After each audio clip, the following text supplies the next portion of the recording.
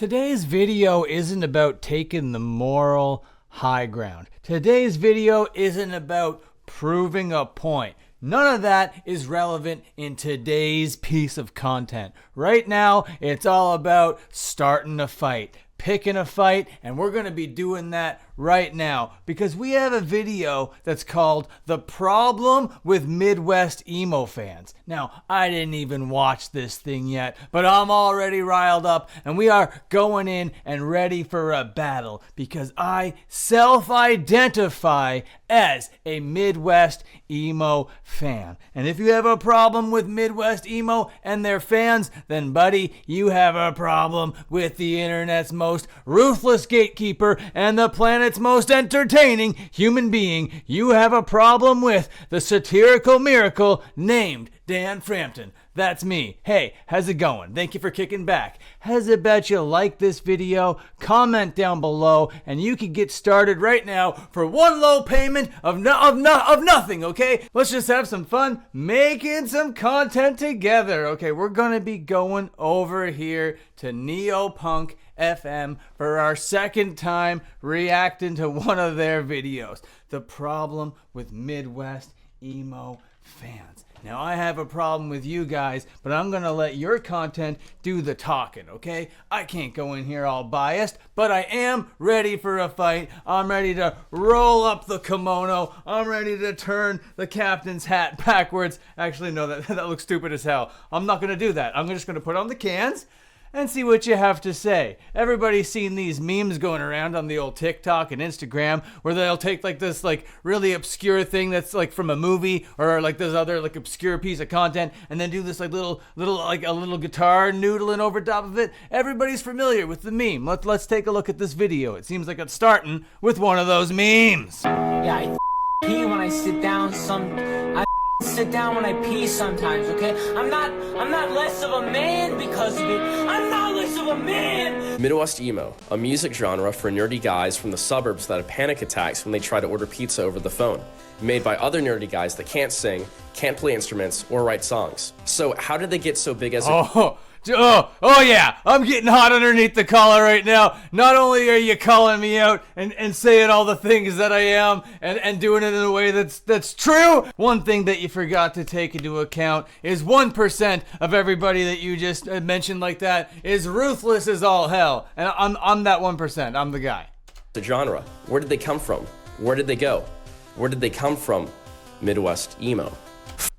Incredible, well written, spot on, fantastic, very good at what you do, very perceptive. Yeah, you can put together a little script with some comedic value over here, NEOPUNKFM, and that is gonna dock you some marks over here. Talent, not around here, not a fan of it. Throwback to around the mid-1980s in Washington, D.C. Thighs! I'm not a fan of your thighs, Jonathan Straight Edge. I'm not a thigh guy, okay? So I'm docking points for the thighs. Right now, I just want to go over there and slap those thighs raw, my friend. Emo was born as the child of hardcore and punk. Out of our nation's itty-bitty capital, a band called Rites of Spring released their only album, self-titled, in 1985, and unknowingly laid down the groundwork for emo.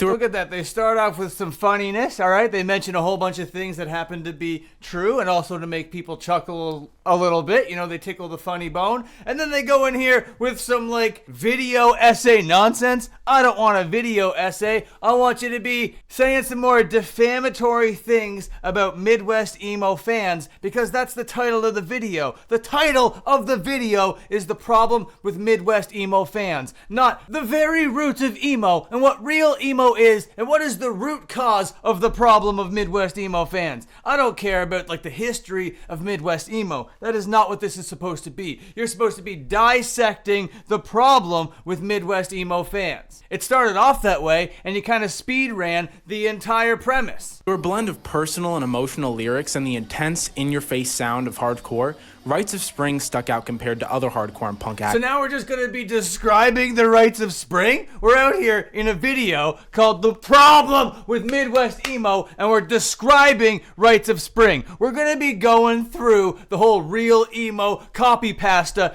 any moment, I bet. That is not where this video is supposed to go, all right? This is supposed to be the problem with guys like me, and right now you're tiptoeing around all that. And you know what I think about tiptoers? Don't like them one bit, but let's hear them out. Acts of that time. To get an idea of what I mean, take a look Those thighs are making me extremely uncomfortable, Jonathan Straight Edge. at the lyrics of their song Spring. Caught in a time so far away from where our hearts... Are we really just reading Rites of Spring lyrics in a video called The Problem with Midwest Emo Fans? Is this going to strengthen your argument? Is this going to highlight the problem with guys like me and people that rock with my kind of music? Is that what's going to go on right here? That can't be the case, all right? really wanted to be, reaching out to find a way to get back to where we'd been. Yeah, bro was certainly down bad. And yet, even though Rites of Spring clearly had captured... I like how Thigh Guy came in here with one quick little line, all right? Here he is for the color commentary on the lyric reading in the video called, let me reiterate this,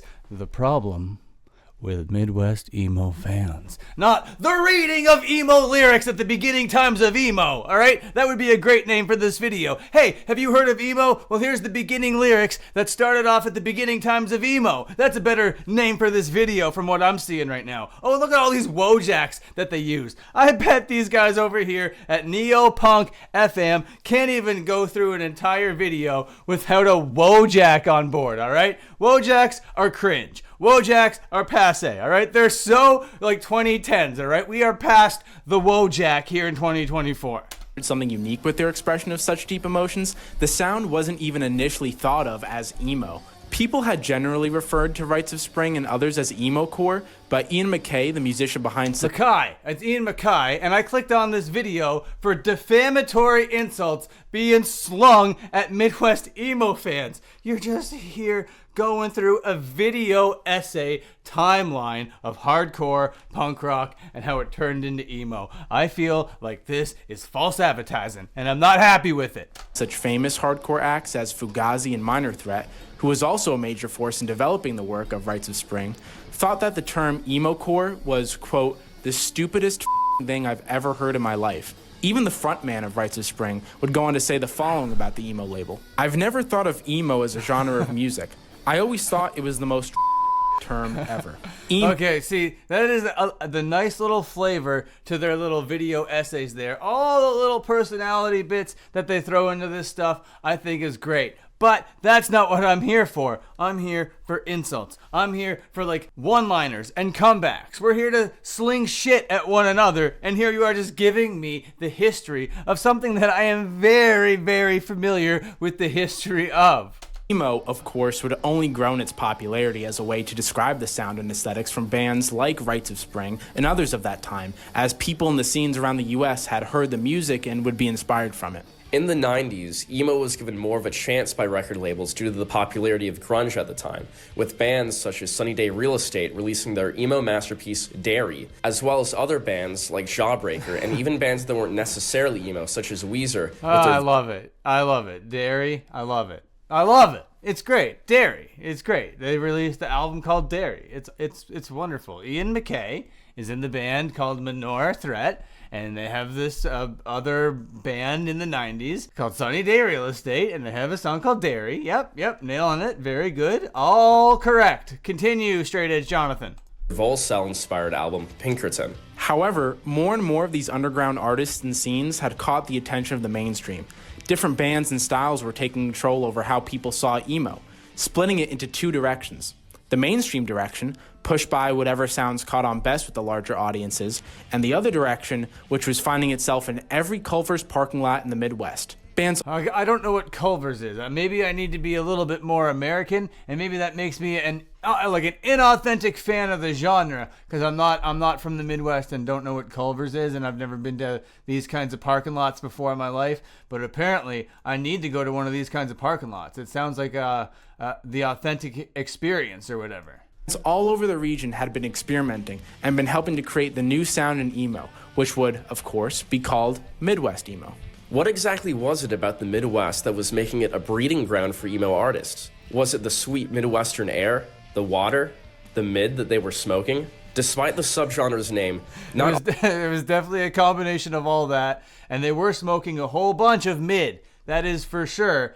100%, but again, you're distracting me. This is all smoke and mirrors. I'm here for the problem with Midwest Emo, not to discover the reason why Midwest Emo was Midwest Emo, alright? It's Midwest Emo because they're in the Midwest and they're sad. It's very gray, and they want to get the hell out of there. It's just that. It's as simple as that. all bands in the genre were exclusively from the Midwest. It came from the style and sound that had been developed with the bands from that area, such as Captain Jazz, Braid, The Promise Ring, Mineral, and of course the biggest bird of Midwest emo. Simple, ordinary, unembellished, unmistakable, crystal clear, as frank as Frankenstein, as blunt as an atom bomb. American football. Alright, that was a great edit. I will appreciate the angry video game nerd edit there with the American football like clip cut in there. I think that was very nice. I think that was well done. But I'm still angry, okay? Just because I think that was good content or whatever. It doesn't reduce my rage level, alright?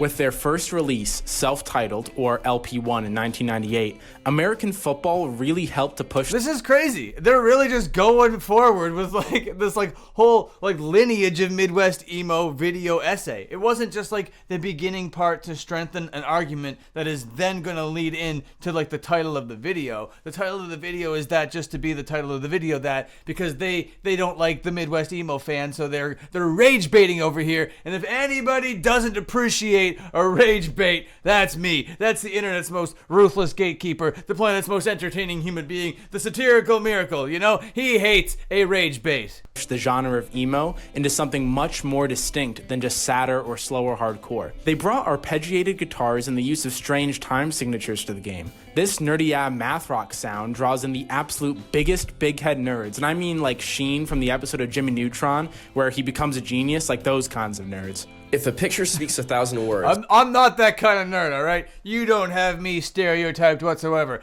I'm the kind of nerd that kind of looks like a nerd, but isn't smart and doesn't do nerd things, okay? I just look like a dork, and that's about the end of it. And I play video games and waste my life on YouTube, okay? That's not that kind of nerd. I just look like that kind of nerd. I'm a deadbeat scumbag, and don't you forget it.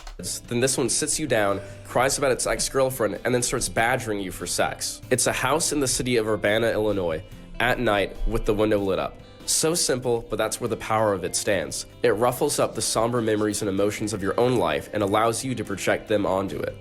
Well said, straight edge thigh guy. Really appreciate your articulation about the album cover over there. That is some iconic iconography over there, and I wouldn't want it explained to me by anybody with worse thighs than that, alright? Those thighs are starting to grow on me. Maybe I want my sternum crushed by them now. This album captured everything about the 90s Midwest emo scene. And the way you're staring through that camera goes right into my soul. It's making my thighs do things that I didn't know my thighs could do, straight edge Jonathan.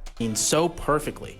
But the 90s was never meant to last. The 2000s were waiting. The 90s were never meant to last. Lugubriously. Around the corner. Lugubriously? Is that a word? Lugubriously? Lugubriously. Alright, let's click on the correct. In a sad or serious way. Oh, you guys are one with the thesaurus. I love it. How do you pronounce that again? Lugubriously. I can't even say it, bro. You see, I'm not that kind of nerd. I'm not a linguist. I'm not a Noam Chomsky out here, alright? To come in and change absolutely everything, including emo music. Was this the end of Midwest emo? Well, Midwest emo missed mainstream success during its run, and something else took its place. What was it exactly? It still had the same themes and overall lack of testosterone that emo has always had, but it was popular and was able to be used. Okay, see, it's all these like subtle jabs that they're putting in. It's all these little things that they're peppering in between all the facts that they're giving me that actually legitimizes the title of this thing. They're calling us people, they're basically saying, these little beta cuck pieces of crap out here on the internet, they need to touch grass. They're so lacking in testosterone. They're the anti-Andrew Tate type guy. And when I look at you guys over here, you guys with the thighs and the beanies and the impact font bold shirt thing that you're going on. You don't really scream like the epitome of masculinity either, buddy. Used as a soundtrack for teen movies about road trips and sexual escapades with baked goods. If you grew up in the 2000s like us, the form emo took on might still be the one you're most familiar with, more commonly known as pop punk. All right, now, so we're going to be going down the pop punk road away from Midwest emo into the 2000s, and let's see what kind of defamatory, incorrect statements they're going to say throughout this little piece of their little video essay. They can't come on here and just say some words. They got to sit down and write a whole video essay. Who's the real nerds out here coming up with a thesis and a 5-paragraph fucking whatever, counterpoint, counterpoint, fucking video essay. Gonna hand it into your professor? Thousands, we were treated to acts such as Jimmy Eat World, Taking Back Sunday, and Dashboard Confessional. A lot of people don't realize how popular Dashboard was because they were... How are you guys saying that you grew up then? I grew up then, and I'm like a million years older than you guys. You can't be saying that you grew up then. You guys are supposed to be like these Zoomer-type Zoomers out here that are making everybody feel bad for being older than you, or whatever your whole gimmick is, throwing your thighs distracting me. They're glimmering in the sun, straight edge Jonathan. Ah! On the soundtrack for Shrek 2. Shrek 2. But that was only the beginning. Does My Chemical Romance ring a bell? Hello? You would have been like 2 years old when that stuff was going on, buddy. You introduced this thing like this was around when you were growing up. This is like your 1-year-old music. This is the stuff that you got playing in your lullaby times. Panic at the Disco, Misery Business by Machine Gun Kelly. Even though these pop punk groups brought in... Was that supposed to be a joke? Was that supposed to be your attempt at a LOL over there, an LMAO kind of thing? Saying that Misery Business by MGK is a little slapstick comedy? Ba-doom-teesh! And influences from more than just emo. They had a dark, angsty, and sometimes quirky look that was just easier to call emo. And I can say that with confidence because that's how I remember it when I was younger. I remember in the 7th grade, I had a crush on... And he's nailing it. Everything that this straight edge Jonathan Thigh guy is saying over here about pop punk and how people are just like deemed it as emo because it was just easier to call it emo. Brilliant. Absolutely stunning journalism out here with your little video essays. How much research did you do out there like the big nerd that you are? Typed it up. Oh, did you get a fact checker? Tee. And she wore a Pierce the Veil shirt every day, and she would always talk about how emo she was. And I was like, wow, I need to lie and say I'm emo too, so I did that. But when she was 14 and freshman year of high school... I also have a lot of good memories. Yeah, they do make good videos. I gotta give it to them. It's entertaining. Memories dancing to Fall Out Boy's Dance Dance on DDR at the local community center. All of these memories forming the idea of what emo was in our heads. And as fast as these memories came, they had slowly and quietly gone away, just like pop punk and emo did. How do you know that? Through research and being a nerd. That's how you know it, brainiac. These bands from the 2000s shifted away from the pop punk sound so they could explore new projects. And with major players leaving pop punk, so did the focus of our culture leaving in favor of new music that was taking hold. And it also didn't help that a lot of these bands were facing a bunch of allegations at the time. To put it simply, some fell off and some fell off really bad. With emo falling from its Hawthorne heights and Midwest... Oh my god, that is so well written. That is the first well written little like pun, cute little play on words thing that happened in this video so far. Fell from its Hawthorne heights. Extremely well put together. Nerd! Emo never catching on commercially in the 90s, where was emo going to go in the 2010s? Would it be stuck in that 2000s time period? Would it be associated with metalcore like Pierce the Veil and Bring Me the Horizon, where it might lose touch with its roots? Or could it only survive through emo rap, like Lil Peep, XXXTentacion, and 6ix9ine? Okay, we've skipped a little bit, but to be fair, there wasn't a lot going on in the years that we skipped between the bands that he was mentioning and Lil Peep. Yeah, I gotta give him that, but there was a lot of years there that happened in between those kinds of styles of music. Could emo ever come back? There in the quiet ashes of pop punk, emo had burst through with its flannel-covered arm out of the ruins, clasping for its cracked, thick-rimmed glasses. And it had a hunger to tap guitars, use really weird time signatures, and make some sad, sad songs. Yeah, that happened. It did. In the 2010s times. It was back from the dead, and Midwest emo was alive in the underground. Bands were coming out in the 2010s that took inspiration. This is the stuff. This is the stuff that I love a whole lot. I like the original stuff too, the like the 90s kind of stuff, but this like revival stuff, my God, can't get enough of it. From Midwest Emo in the 90s, and were now able to release their music for a much larger audience through the help of the internet. Bands like The World is a Beautiful Place and I'm No Longer Afraid to Die, Great band. The Hotelier, Good little band. The Brave Little Abacus, Never heard them. Algernon Cabo Ladder, Pretty good band. and many others helped to carry Midwest Emo, giving new life to all the sounds and aesthetics of 90s Midwest Emo. They mention all of those like underground type deep cut bands as they're playing modern baseball in the background. Just to throw that out there, they're gonna like show them and not tell them, I guess. You know who else shows and not tells? Drama nerds in drama school, you bunch of nerds typing up your little essays and then executing theater principles in your videos. Theater kid nerds. But for the new generation, these bands combined with other bands I never did a theater. I never did a band camp. All right, I'm not the nerd here in this situation. and the comeback of underground pop punk emo like Joyce Manor, Tiger's Jaw, Modern Baseball, All amazing bands. and even bands that went harder like They did just mention modern baseball, even though I said they were going to show them and not tell them like a bunch of drama nerds. It turns out I got to take all that back. I'm very sorry for all the incorrect things I said. I should have done my fact checking. But you know who doesn't do fact checks? Not nerds. Smart, cool people. Title Fight and Citizen would Love one of those bands. all help to breathe life back into emo for a new generation of fans. Looking back, maybe the problem Get those thighs out of here, Straight Edge Jonathan. They're, oh my God. with Midwest emo fans isn't that they're nerds, or dress bad, or are annoying, or can't play instruments. Maybe the problem Okay, yeah, so he was going to go on a little bit of a diatribe over here, and he got cut off by Neptune over here. was that the artist coming from the Midwest His name isn't Neptune. I don't want to be disrespectful. I know it's a planet. Jupiter, yes. Okay, sorry. I didn't want to be disrespectful. I got to do my fact checks. Got to come out here with my correct things. It's Jupiter and Straight Edge Jonathan. Got it. emo scene couldn't make it in the mainstream. At least, they couldn't do it while making the music that they made. Midwest emo in the 90s captured this really specific feeling, this specific time and place. It's called Midwest emo for a reason, not national emo or USA emo. It lacked the wide appeal that a record label was looking for. I really like how he's speaking like from experience here. Like he knows what the 90s felt like to be there and what it was like for that kind of music to be around during the other kinds of music that were around at the time. Very cool how we could just like slip and slide into these little personas like that. Very interesting work, Jupiter. Nerd. From another perspective, does it matter if it never caught on in the mainstream? Midwest emo still touches the hearts of so many.